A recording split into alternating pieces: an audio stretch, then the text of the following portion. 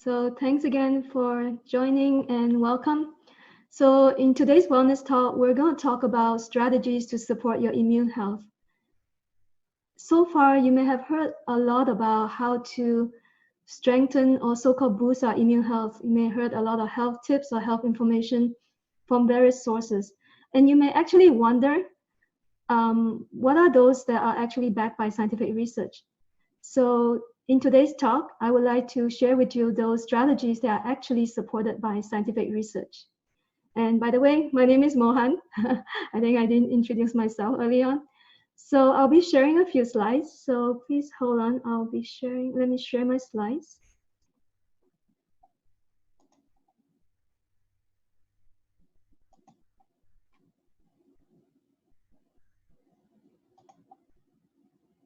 Okay, the slides are up. I hope you can see that.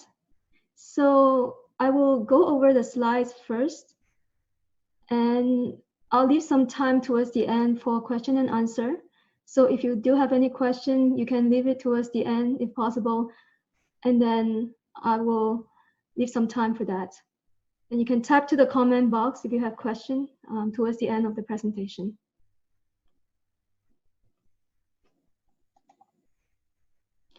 Before we begin, I would like to do a quick introduction about myself.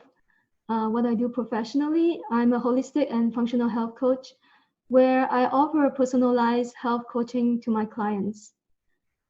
In my health coaching, I support my clients in addressing what could be the underlying and deeply rooted issues in their body.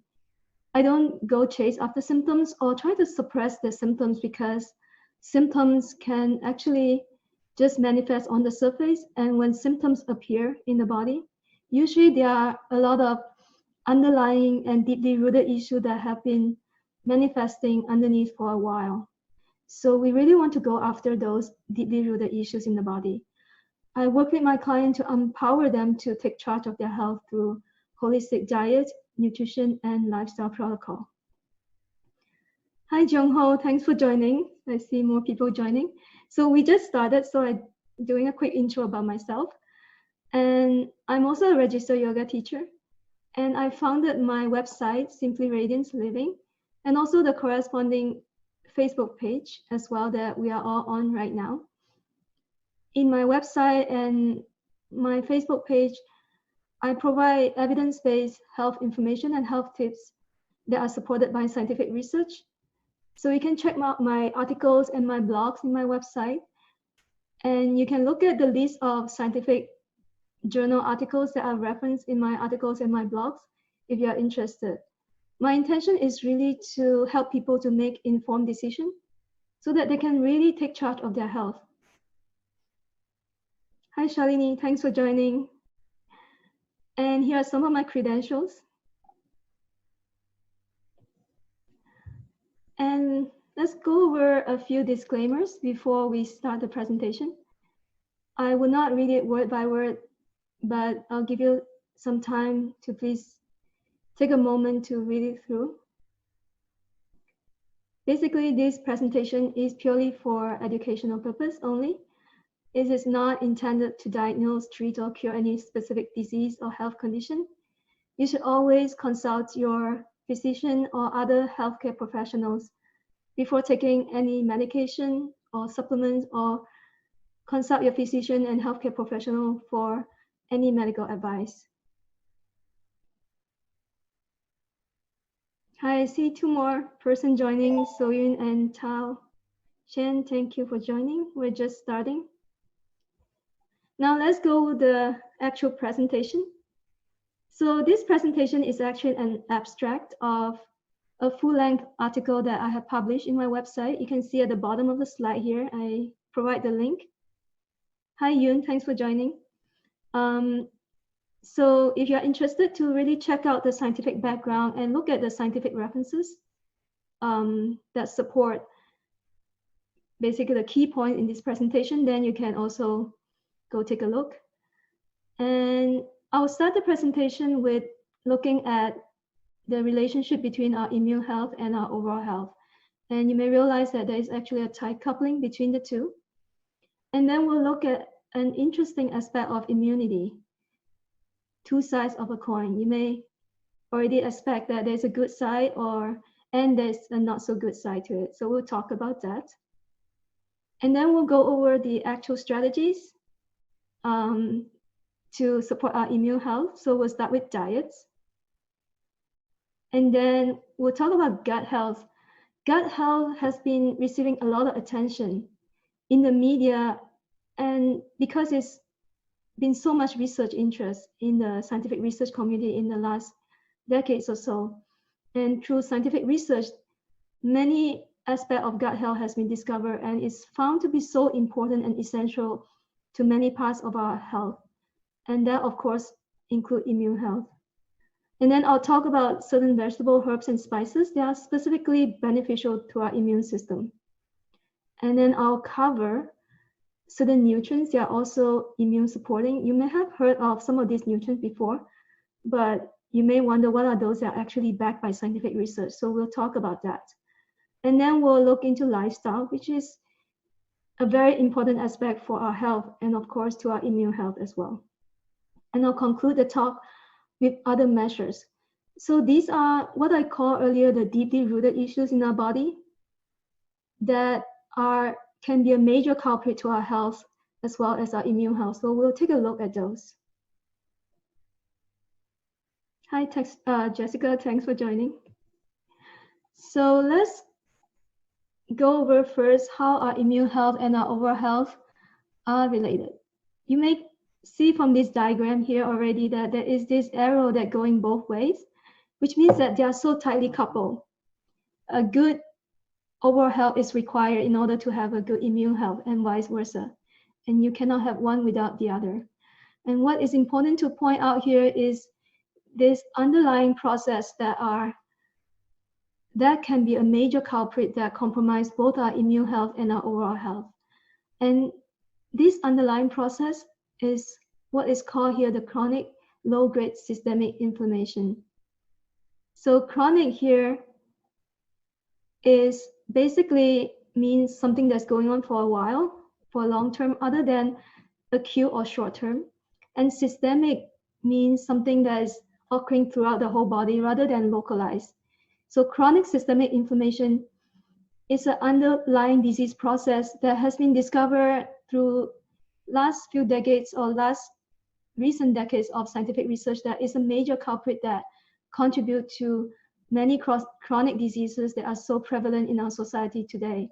Just to name a few, like high blood pressure, heart disease, diabetes, cancers, Alzheimer's, and dementias, they all have association with this chronic systemic inflammation in our body.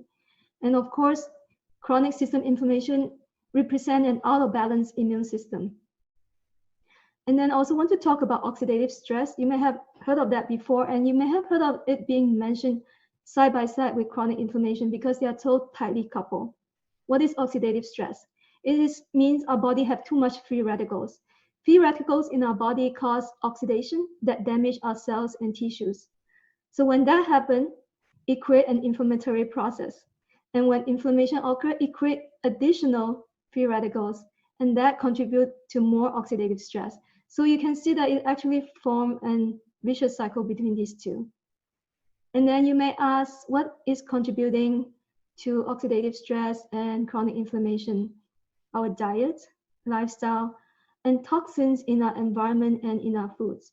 We'll be talking quite a bit about that in a later slide on how to have a diet and lifestyle that is anti-inflammatory and antioxidants. And I don't want you to come away with the impression that inflammation is all bad, because it is not. Inflammation by itself is actually a normal immune process. It actually helps to mobilize our immune defense against foreign invaders into our body. And it also helps to clear out debris of our damaged cells and tissue. An inflammation process is actually a good process when it's transient or short term. What becomes really a problem is when inflammation becomes chronic and keep on going and doesn't stop. So that's what we want to really address when we talk about how to have a healthy diet and lifestyle. Now let's look at the interesting part of immunity, two sides of a coin. So there is the healthy immune system and then the out of balance immune system. So what is a healthy immune system does for us. First is form a physical barrier. Again, invasion of pathogens. Pathogens are any disease-causing foreign invaders into our body, such as bacteria, viruses, parasites, etc. And the physical barrier that helps to fence off these pathogens is our skin, as well as our mucous membrane. So our mucous membrane are the internal lining of our respiratory tract, as well as our digestive tract, etc. So they really form a barrier to bar the entrance of these pathogens. And the next important aspect of a healthy immune system is what happens when those pathogens actually happen to enter into our body because there's a breach to our physical barrier. Then our immune system will mount an attack to kind to kill off or trying to remove these pathogens.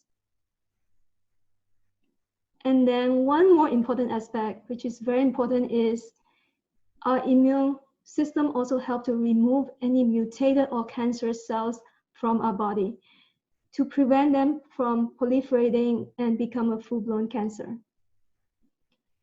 And now let's look at what happens when the immune system is out of balance. Now we start off with chronic low-grade systemic inflammation. Again, as I mentioned in the previous slide, is a culprit to major chronic diseases and conditions, which I have already mentioned previously. And here, obesity. Obesity is not a disease, but it's a health condition that actually increase our risk of other chronic diseases, which are listed here, like hypertension, heart disease, diabetes, cancer, Alzheimer's, etc.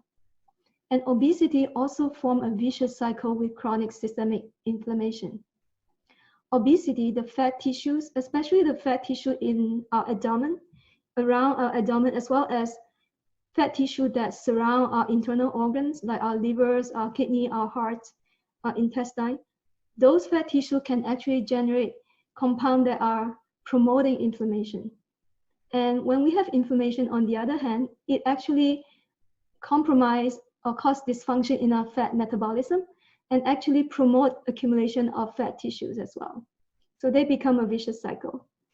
And then the second aspect of chronic systemic inflammation is when there's inflammation in other parts of the body, it actually can increase the risk of lung inflammation or pneumonia and other complications when one has respiratory tract infections.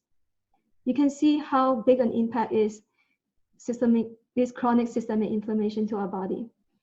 And I also want to make a note about COVID-19 is that there are more and more recent clinical data coming out and being published that showing that when patients have complication or severe complication from COVID-19, it is observed that there is this hyperinflammation in the body and there's cytokine storm. Cytokine are immune mediators or signalings.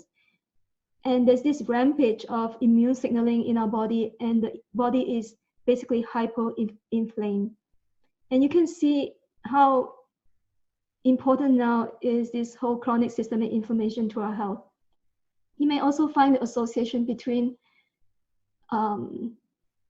how certain chronic diseases or certain health condition or pre-existing condition like hypertension, heart disease, diabetes, etc., as listed here, actually was observed to increase the risk of complication from COVID-19. So these are all somehow related. So let's look at another aspect of an out-of-balance immune system. This is what is called the hyperactive immune response. These are food allergies and food sensitivity. This is what happens when our immune system becomes overactive, and it actually starts to attack certain food compounds that we ingest into our body. Instead of treating those food compounds as beneficial, nutritious compound, it's actually treated as enemy and start to attack those food compounds, and it causes collateral damage to our body and causing inflammation. And you see in the next point that is also contribute to autoimmune disorders, which is basically the next part here about our balanced immune system. Autoimmune disorder, as the name implies, autoimmune is when our immune system in our body generate antibody that actually attack our own body cell and tissue. And this happens when the immune system basically become dysfunction. And some of the other immune disorders that are listed here include rheumatoid arthritis, Hashimoto's, type 1 diabetes, celiac disease, multiple sclerosis, just to name a few. And there's a close relationship between food sensitivity and autoimmune disorder, which I'll talk about towards the late part of this presentation. Now we start to look at the actual strategies to support our immune health, starting with our diets. So what diet is actually adequate for our immune health? Basically, a nutrient-dense, whole food, plant-rich diet is good for our immune health, but also good for our overall health. A whole food diet is naturally nutrient-dense because unlike refined food or processed food, which are stripped of a lot of nutrients and fiber, whole food diet is basically considered of a lot of nutrients. It's nutrient dense rather than calorie dense. And what does it mean by a plant-rich diet? A plant-rich diet consists of a lot of whole fruits and vegetables of a wide variety of colors, because these are colors represent different types of plant nutrients that are so beneficial for our health. And then it also consists of moderate amount of legumes and whole grains, and also some nuts and seeds. Then you may ask, why is so beneficial about such a diet? Such a diet is very rich in antioxidants. We talk about oxidative stress and inflammation. So we really need to, or would like to consume a lot of antioxidants in our diet.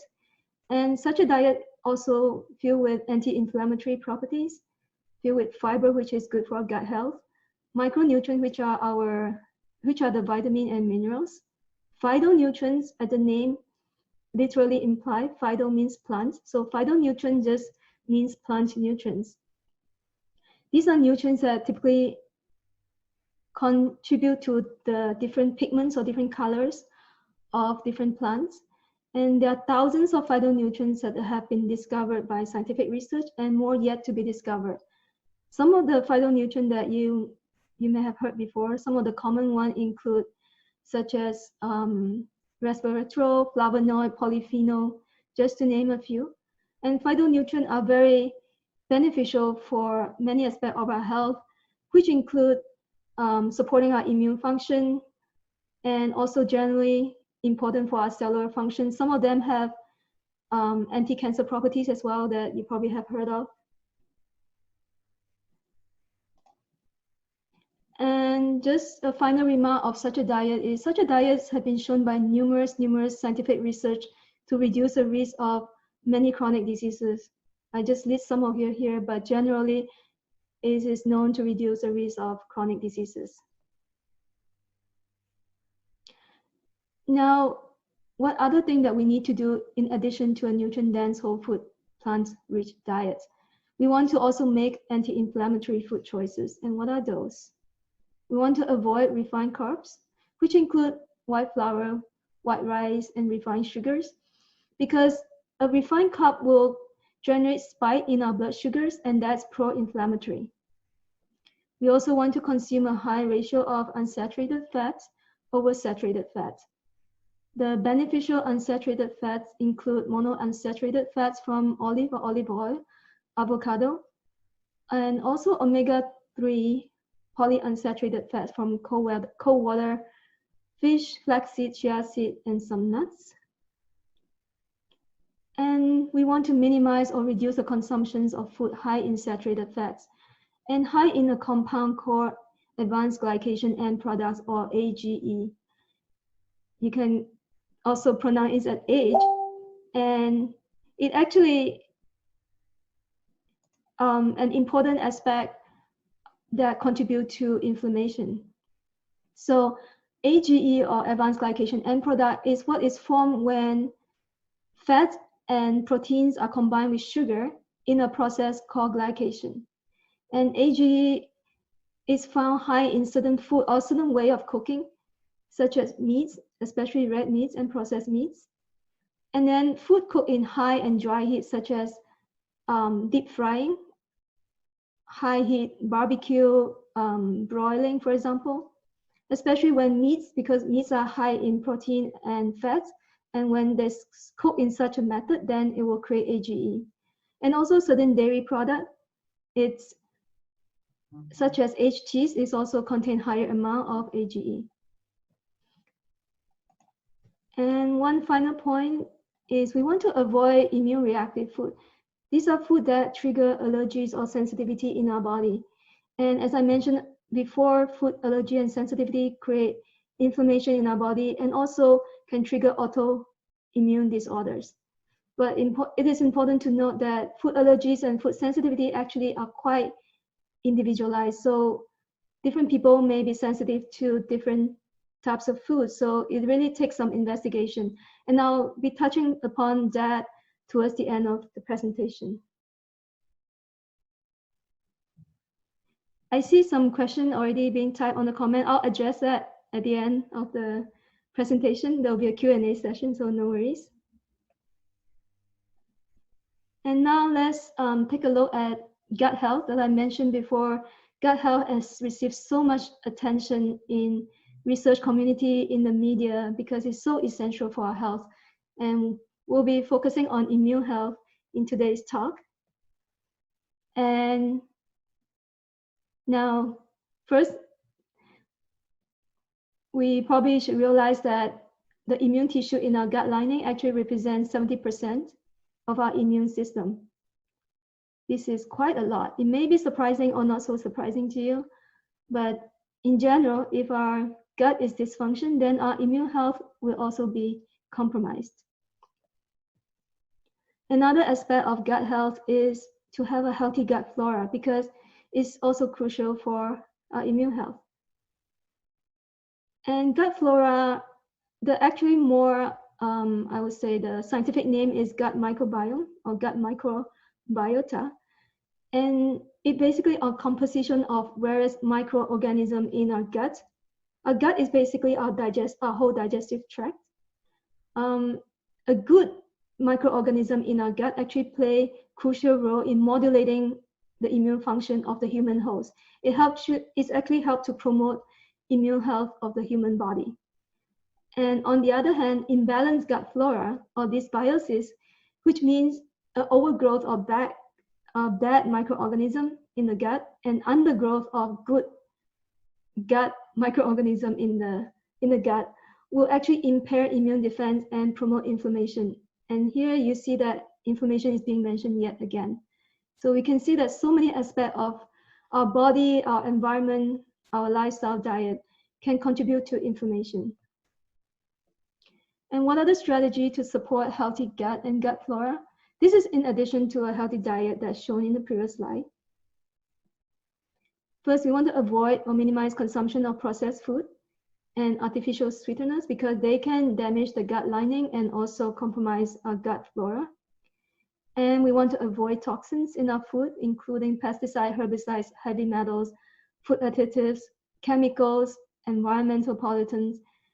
And ideally, we can do this by choosing organic whole food whenever possible. We also want to consume probiotic-rich food from a variety of fermented foods such as sauerkraut, yogurt, kimchi, etc. And of course, we can take probiotic supplement as well. And we also want to consume prebiotic-rich food. What are prebiotic? Those are food, usually fiber-resistant starch, that feed into the good bacteria or good microorganism. And some of these food include Jerusalem, artichoke, jicama, plantain, banana, leek onion, and root vegetables, and also beans. They are rich in prebiotic. And in terms of meat, we want to avoid antibiotics in meat, so it is better to choose organic grass-fed or pasture-raised meat if possible. And we want to avoid fish that tend to be high in mercury, such as largemouth long-lived species, such as sharks, swordfish, and tuna. And one final remark is to be aware that certain drugs has been shown to damage our gut lining and also our gut flora. These include antibiotics. NSAID is non-steroidal anti-inflammatory drugs. Those include like aspirin and ibuprofen. And then proton pump inhibitors, PPI, are those medications that used to suppress stomach acid. Is typically used for conditions such as acid reflux. And then osmotic laxatives are used typically for constipations. And now let us take a look at specific vegetable, herbs, and spices that could be specifically supporting or beneficial to immune health because they help to modulate immune function, can promote immune defense, mitigate inflammation, and some of them exhibit actual antimicrobial properties against bacteria, viruses, and parasites. So let's see what are those. So those are cruciferous vegetables. You may have heard a lot about cruciferous vegetables. Perhaps many about its anti-cancer properties, but it's also very important for immune health. It contains certain sulfur compounds that are specifically beneficial for immune function. And then next off is allium. These include garlic, onion, leeks, shallot, etc. They also contain certain sulfur compound as well that is beneficial for immune function. And mushroom. Yes, there's a wide variety of mushroom. You may have heard of medicinal properties of certain mushroom, like notably reishi mushroom. But not to worry, even the more common mushroom that we consume daily, like the humble white mushroom, has beneficial immune supporting properties. And then herbs and spices. I just list a short list of herbs and spices here, but generally herbs and spices has strong immune promoting features as well. And notably turmeric, because turmeric is the most widely researched spices so far in the scientific literature. And turmeric, or the active compound called curcumin, is especially beneficial not just for our immune function. It have also anti-cancer properties, and it's also preventative for heart disease and also neurological disorders. And it has very strong anti-inflammatory properties in terms of immune health. And what are the immune supporting nutrients? So you may have heard of all these before, so let's talk about that. First off, start with vitamin D. So indeed, vitamin D has received a lot of attention as well. It's not just for bone health, but it's also have various health promoting properties, including immune health. And deficiency of vitamin D has been associated with high incidence of respiratory tract infections. And adequate vitamin D that is recommended by IOM is Institute of Medicine in the US. So this is the blood serum level. 25 hydroxy vitamin D in the blood should be greater or equal to 50 nanomole per liter. And important to note is that plenty of sunshine does not always guarantee that we will have adequate level of vitamin D at the cell and tissue level, because there is a long and complex conversion process. When sun shines on our skin, then it will convert by our skin and then go to our liver, our kidney, and then finally at the target tissue.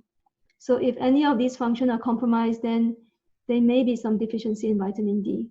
And many people can be unknowingly vitamin D deficient.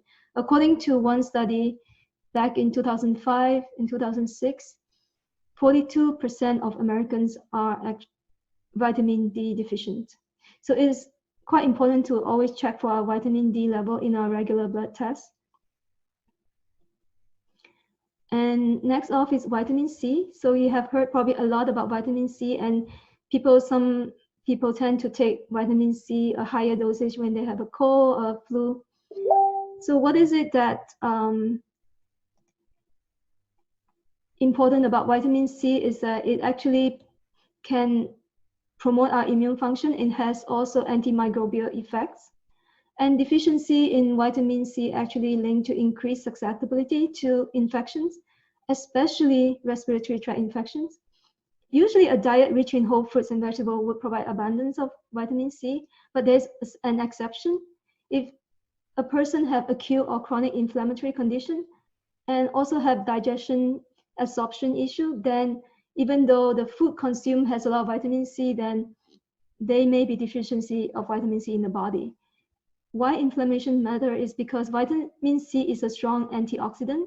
When there is inflammation ongoing in the body, it can deplete the vitamin C that is in the body. Some of the clinical studies that may be of interest to you is show that high doses of vitamin C supplementation, 1 to 2 grams per day or more, can reduce incidence and severity of colds and pneumonia in some cases. If you're interested in look at those research papers, you can check out my articles on my website. And then one more nutrient to talk about is zinc.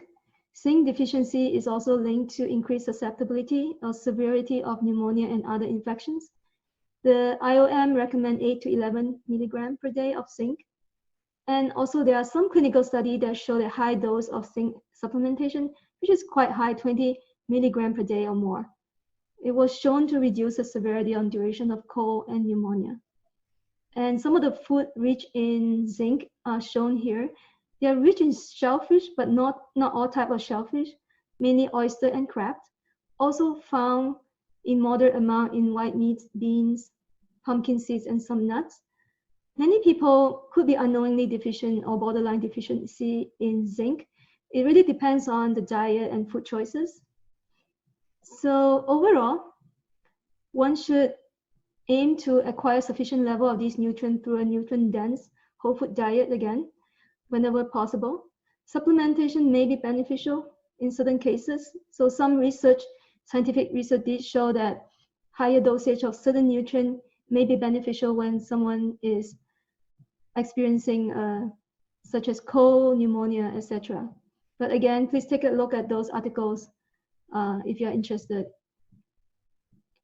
And vitamin D, I just want to mention, is not you can't find a lot in food. It's mainly from sunshine. So if you do check that your vitamin D level in regular blood test is below the recommended level, then supplementation may be beneficial, but again, it's a case-by-case basis. So the next is lifestyle, which is a big part of our immune health as well. And first one is healthy weight management. So as I talked earlier, obesity and chronic inflammation form a vicious cycle. So ideally we want to be able to have healthy weight management that can be done to nutrient-dense whole food diets, which is by itself anti-inflammatory, and then with adequate physical exercise. And stress management. So stress management is important because stress impairs our immune function. It contributes to chronic inflammation as well if you have chronic stress. So ideally, we want to adopt some stress mitigating practice. Some of them are listed here, like yoga, meditation, Tai Chi, etc. And then exercise. Yes, exercise is known to be beneficial for our health in general. And for our immune health, exercise is also important, but there is a catch here. So moderate to high intensity exercise can boost immunity, but there are studies that show that long duration, very intensive, high intensive exercise can actually compromise immunity. Those are like endurance training for a long period of time, or competitive endurance competition. So that could compromise immunity. But there are also contradictory or conflicting research results that show that it doesn't affect immunity. So the jury is still out there, but just want you to be aware of that. And I have a new article coming out pretty soon in the next few days about choosing the right type of exercise for your immune health, that you can check it out. And adequate sleep. Sleep is important because sleep deprivation will induce chronic inflammation and compromise our immunity as well. Ideally, we want to have 7 to 8 hours of sleep per night. And we want to sleep ideally before 10 to 11 p.m. so that we can maintain a healthy sleep-wake cycle, because our immune function work with our sleep time and awake time. Different part of our immune function peak at sleep time and different parts peak at the awake time. So we want to really work in in synchronicity with our sleep-wake cycle. And we want to minimize exposure to food and environmental toxins because toxins contribute to chronic inflammation, as we already talked about earlier, and ideally choose organic foods and use toxin-free household and personal care products whenever possible. So we come to the final part of the presentation, which are some of the other measures that I briefly mentioned earlier, that those are deeply rooted issues that perhaps takes a bit of deeper investigation. So let's start with the first one, is to address hidden food sensitivity. Now, food sensitivity are different from food allergies, and how is that? Food allergies involve what we call the IgE antibodies. It's a type of antibodies that trigger acute or very quick immune response, like in a few seconds when we consume allergic food, and symptoms such as itchy, hives, runny nose, and even difficulty breathing. And some cases can be emergency condition. So food allergies is very quick and could be very severe. But food sensitivity, on the other hand, first of all, it involves different type of antibodies, IgG and IgA. What it triggers is actually a chronic low-grade systemic inflammation that is often hidden because the symptoms are not very strong or overt and non-specific, such as chronic fatigue, migraine, chronic pain, eczema, or other skin issue, etc. So we usually don't notice that we are sensitive to certain food because they're so non-specific, these symptoms. And I also mentioned earlier that food sensitivity can trigger autoimmune disorder. Now, how to check for food sensitivity? You can do that yourself through a elimination diet. Basically, eliminate certain food or food category from your diet for a few weeks, and then observe if you have some improvement on your symptoms. But because some symptom can be a bit subtle and non-specific, then may be hard to detect. So it takes a lot of patience, because then you cycle through the next category of food and test it out again. A more direct or quicker way is to do a blood test, to test for IgG and IgA antibodies for certain food compounds. So there are some labs out there that actually test for hundreds of these food compounds to really find out what we could be sensitive for. And we want to also address gut issue. As I mentioned, gut health is so crucial for all aspects of our health. And gut dysfunction include leaky gut, which you may have heard before, and inflammation of the gut. And it can impair immune function and induce food allergy and food sensitivity and autoimmune disorder. So when we have food allergy and food sensitivity, it doesn't mean that we are barred from eating those food for the rest of our life.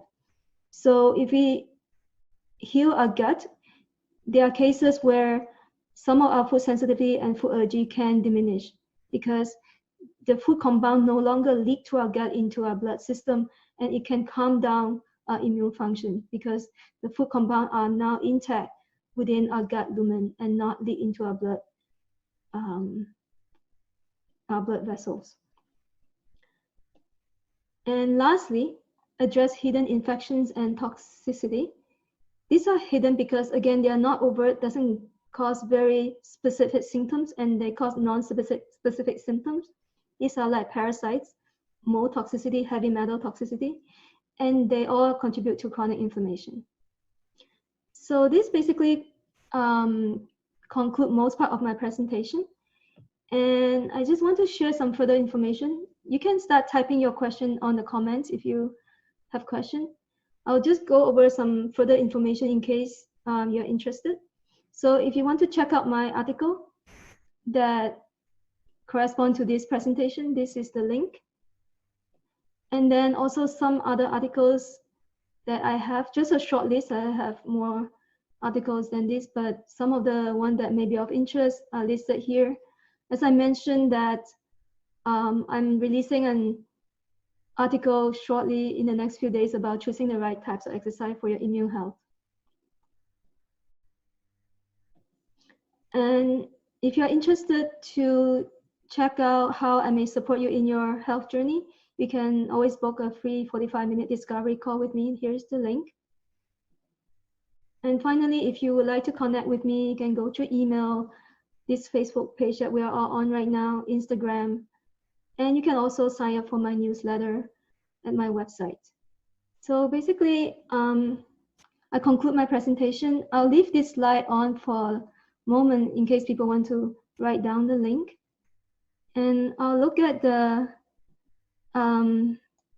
comment box now for questions. I know we have exceeded the 30-minute session, so I'll stay on for a little while to address any question you may have. If I do miss some of your question because of that we have to close the Facebook Live, don't worry about that, because I will address your question by replying it in the comments later. Shalini's question on keto diet. Yeah, this is a good question because keto diet, ketogenic diet or keto diet received a lot of publicity. You can read about that or on the media. Yeah, it's a diet that is, for people who may not be familiar, it's a diet that is really, really low in carbohydrate. Is only allow 5% of carbohydrate. This is how low it is. And a large amount of fat and some moderate amount of protein. So keto diet does have some scientific research backing, but it is more in recent years as compared to a whole food plant-rich diet, which has many decades of research to back it up and have been shown to be very beneficial for many chronic diseases. Keto diet has been shown indeed to be beneficial in reducing, for example, for people with diabetes, it can reduce blood sugar level. And what important to note is that it is unclear how sustainable the ketogenic diet is, because whether long-term adoption of such diet will still have the same effect, because when we reduce to 5% of carbohydrates, we are actually missing all the important fiber and all the phytonutrients, all the antioxidants in the diet. So maybe I also want to back up and explain a bit of the science behind ketogenic diet is because they reduce the carb to so low, it also indirectly reduce the consumption of refined carbohydrate like white rice, white grains, refined grain from people who may be eating a standard American diet. So when someone's eating a standard American diet and switch to keto, immediately, because they are removing all the bad carbs, the so-called refined carbs, then they will reduce their inflammation in the body. And when your carb is so low, it does help to sort of have a different way to metabolize the fuel, metabolize fat for fuel instead of carbs for fuel. And this itself is anti-inflammatory, which has been shown by science. But overall, we really have to balance to see if we reduce the carbs so much, you're lacking all the antioxidants in phytonutrients then, and also other beneficial nutrients, then what happened? Then do you have to take supplements to compensate for that? Some of those superfood supplements that people may be taking. So that is an important aspect that we need to consider. Yeah, I hope that answers your question. Yeah, I think Shalini's question also talked about for weight loss. Yeah, keto diet is because it helped to improve the fat metabolism in the body, because there's no more carbs or very little carbs in the body, the body will use fat for fuel, for energy. So the fat tissue will be metabolized to produce fuel. Therefore, people observe that it's helpful for weight loss. But in general, we want to have a nutrient-dense diet. That would be what I would suggest. So if you're interested in also about keto diet or paleo diet, you can check out my article here that I'm still showing this slide, are carbs and sugars all bad? I actually mentioned about keto diet and paleo diet in this article. So, and I also compare the different types of carbs and, and they're not all created equal. And then Jessica asked about, is steam cooking healthy? Yes, steam cooking is the healthiest. If you want to cook your food, it's the healthiest way of cooking because it avoids degradation of a lot of phytonutrients.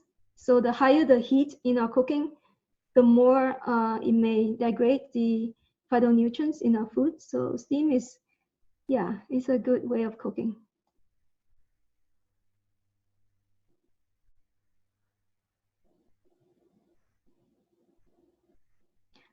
Yeah, I don't see any more questions so far on the comments. So yeah, if you do have any further question, you can reach out to me, connect to me in different way. So I'll stay here for a few more minutes in case people have any last minute question. And you can always come back to watch this video again. It'll be recorded and it'll be posted on my page, Simply Radiant Living. And thanks again, everyone, for joining this wellness talk. I hope it's useful to you.